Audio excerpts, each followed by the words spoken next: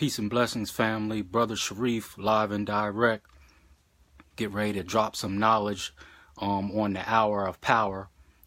Here's my channel. I always got to show you that starting out. Hour of Power, Shareef Hamid on YouTube. Go to Hour of Power, Shareef Hamid on YouTube.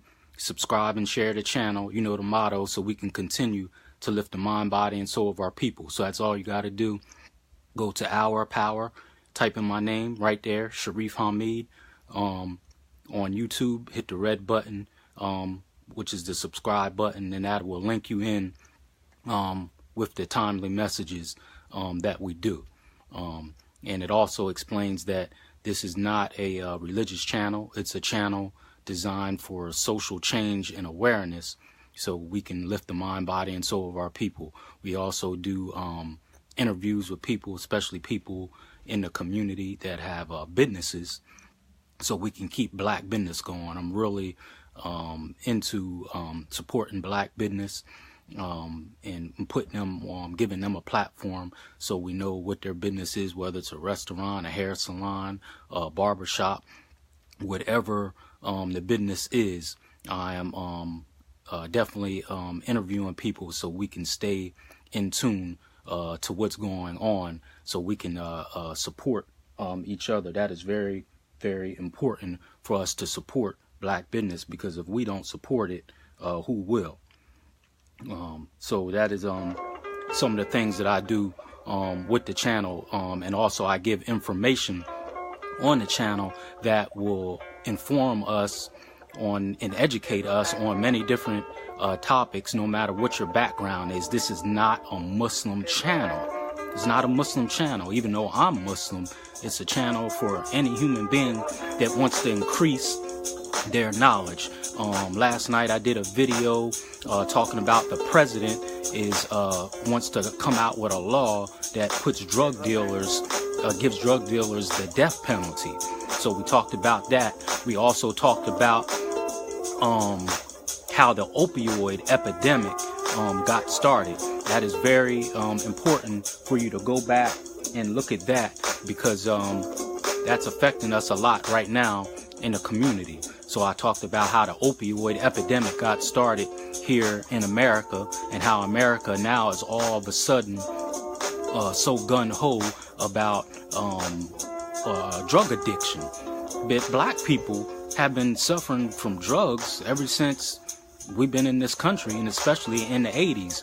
No uproar about it. But now the Europeans are suffering from drug abuse and dying. Now it's intervention. Everyone is on high alert, and especially with the report that came out with the CDC. Look that up, because anytime I share something on this channel, I just don't peace, brother John, salam.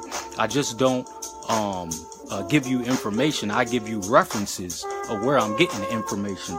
Last year, the CDC, it was reported in the New York Times that the CDC said the leading cause of death for Americans under the age of 50 is opioid overdose. I'm gonna say it again. The leading cause of death for Americans under the age of 50 is opioid overdose.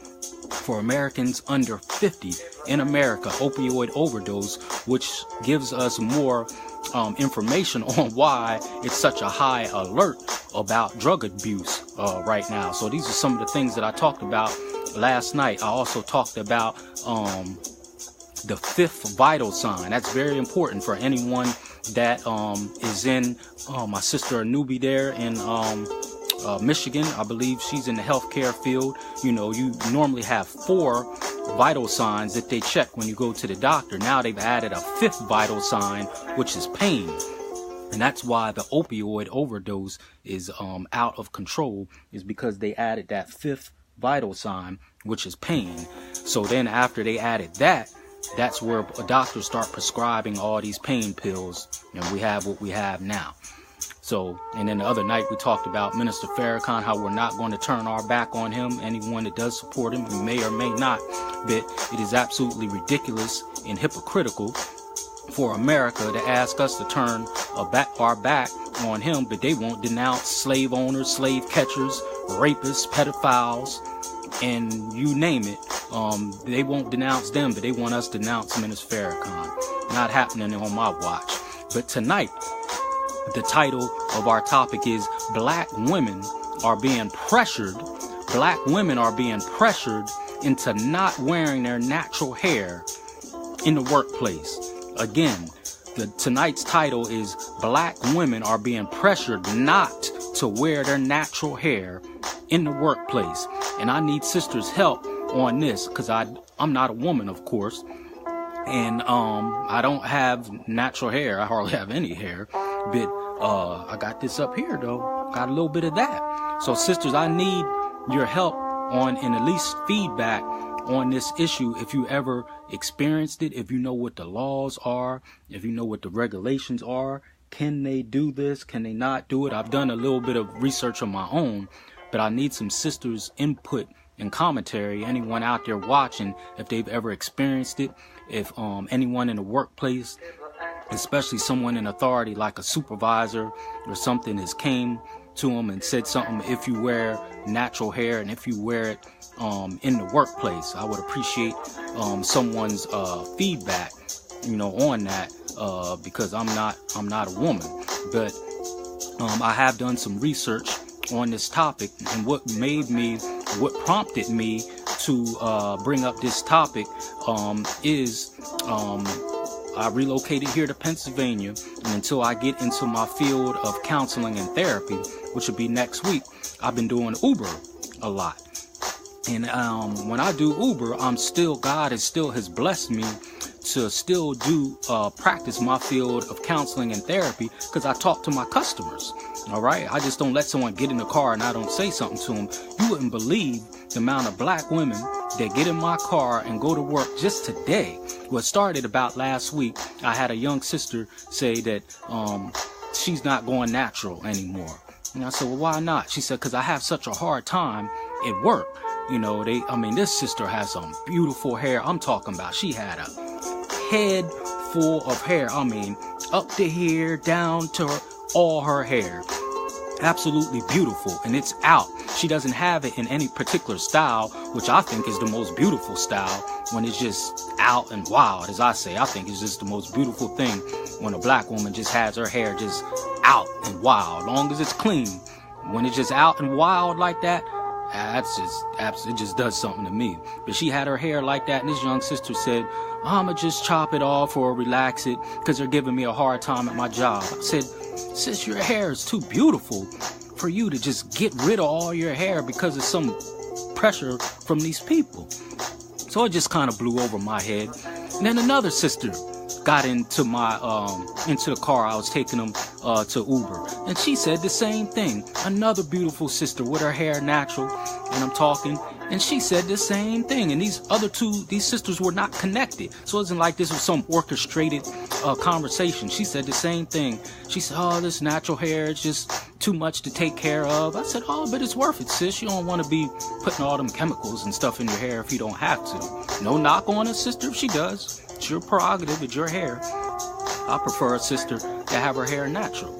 You know what I mean? Because y'all are beautiful, absolutely beautiful. She said the same thing, getting pressure from her job not to wear her hair natural, and instead of going through all the hassle, she was just going to either chop it off or she was going to relax it and get a wig. I was like, man, this is about the second or third person. Then I picked up a sister today. This sister is a manager of a huge apartment complex here in Pennsylvania. And I took her there, and she was messing with her hair as she was in the car. And she said, this will be my last day doing this. I said, what are you talking about? She said, my job, since I'm in the office and so many customers come in the office, they're saying this is an extreme hairstyle, and they prefer that I don't wear my hair like this. Again, this is the Hour of Power. Go to Hour of Power, Shareef Hamid on YouTube. We talk about it all here. Anything that can help, encourage, and educate our people, we're going to talk about it. We ain't just going to talk about it. We're going to come up with solutions. We're going to educate each other, and again, we're going to support black business. So after this sister today, who is a manager of a huge apartment complex here in Pennsylvania, said her job is pressuring her because too many customers come into the office there. She said she's going to get a relaxer, get some flat irons, and flat iron her neck. And she was a beautiful sister. I said, what in the hell is going on here? Like Marvin Gaye said, what's going on? What's going on? This ain't no new issue. Black women ain't just start locking their hair, wearing natural hair, but there is a resurgence, so to speak, of Afrocentricity. People being aware of who they are, especially with this movie. It just came out. I haven't seen it. The Black Panther movie. I'm not a real big movie person. I think the last movie I saw was Get Out. That movie is going to be hard to beat. But I heard this Black Panther movie is off the hook. But anyway, for some reason, probably for financial reasons, because Europeans is behind all these movies, no matter how black it is. Either way, we have to, any kind of progress that we make in waking up, we have to take it for what it is. There has been a resurgence of Afrocentricity, people waking up, male and female, and now I see more sisters being more Afrocentric. If you noticed last summer or the summer before, anyone out there remind me, I'm getting old, but I think it was last summer, you saw, and I hope it wasn't just a fad, you saw a lot of black people wearing dashikis. I think that was last summer. You saw a lot of black people wearing dashikis. So whether it was a fad or not, just the mere fact that we are connecting back to Africa and who we are, even if it's a short spurt of time, that's still a good sign. I'm a therapist, I'm a counselor, and when I'm talking to my students or whoever, I always tell them, especially if they are addicted to substances, they say, I only been clean for a week. I said, every day is a victory. Every day is a victory. So even if it's a short amount of time that we are connecting with ourselves, it's still a victory. So last summer we were wearing those dashikis. So now sisters are starting to go natural. You hear more sisters, see more sisters locking their hair, just letting it flow, putting them in cornrows and stuff.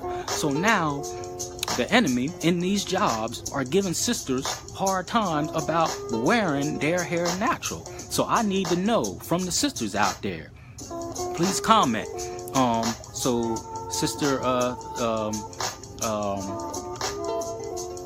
Taisha said, I'm going natural. Okay. All right. Okay, so I'm going to ask you something, sis. Do you know what the rules are at your job? What does your handbook say about hair? What does it say? Okay, so, and I think I saw a sister on here. I don't know if she's still on.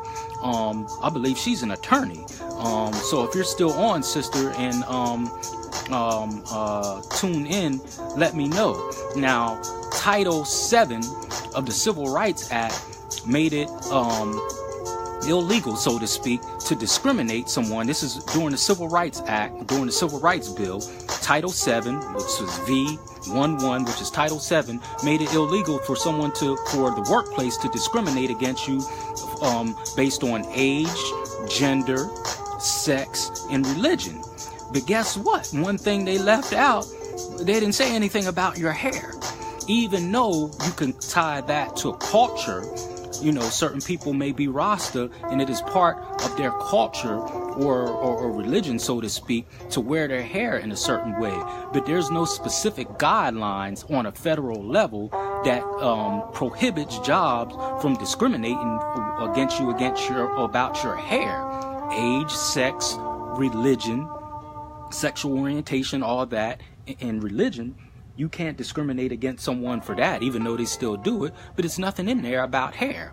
Now, your local EEOC, the Equal Opportunity Commission, they have certain guidelines about discriminating against someone with hair, the way they wear their hair. But here's the thing. Federal laws don't have to respect guidelines made by EEOC. So EEOC may say you can't do that, but if it goes to the federal level doesn't have to respect that. Most of these, you have to go to whatever your handbook says, and then that's left up to whoever is in authority over you, like a supervisor. And most of these, because I researched it, most of these laws or these handbooks say keep your hair keep your hair dudes away